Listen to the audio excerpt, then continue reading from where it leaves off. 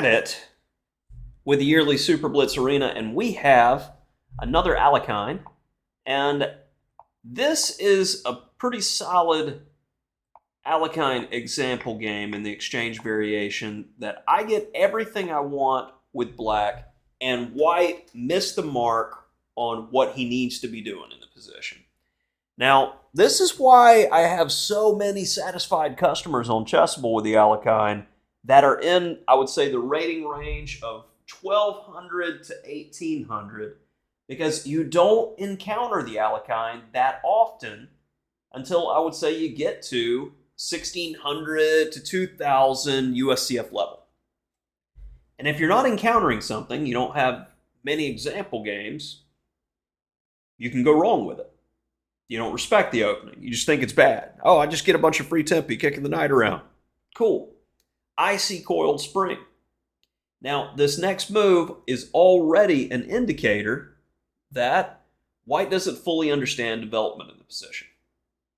Now, when we look, we got bishop e3, h3, bishop d3, a4. All these moves are pretty reasonable. Then all the way down here, we've got knight f3. A natural enough looking move. Let's see the main line.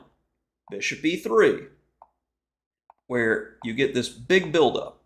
And we'll have a future game in the series where I'm playing against an international master where we got this position and I was able to go into one of the main lines in my Alekhine course. Now, here though, h3 is a secondary move because we want to prevent the pin of the knight, which in turn could pressure the pawns. So let's see the execution here. Knight f3. I'm just developing. Nothing to see here. Oh, just bishop e2, not h3. Let's castle. Knight c6.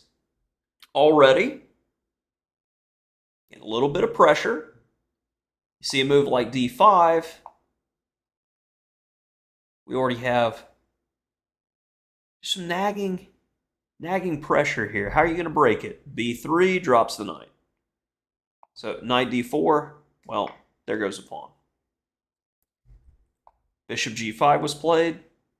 We're not listening to the position. Okay, h6. You're giving me free space, I'll take it. Bishop g4.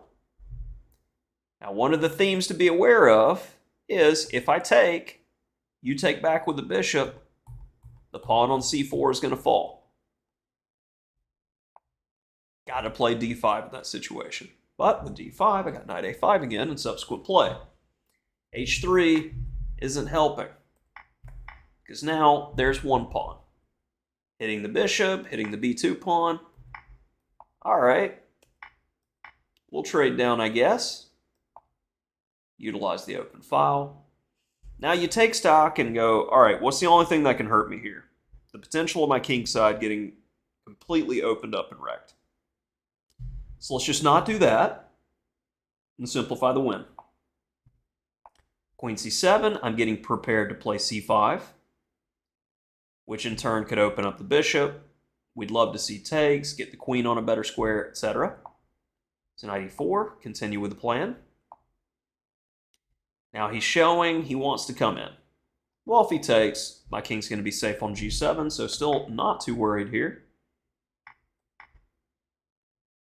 Key move, don't allow nonsense. And after this, well, you want to open up my king. Heavy's on the board, that's kind of dangerous. No. And this ends the discussion. Now we're in a rook and pawn in a game where black has a handful of pawns in the green. There are little to no losing chances here in this -7, might as well be minus winning position, because all you need to do is simplify the win here. So making equal trades is completely fine. As I begin to push the pawn majority. No weaknesses, we'll trade. Go after this guy.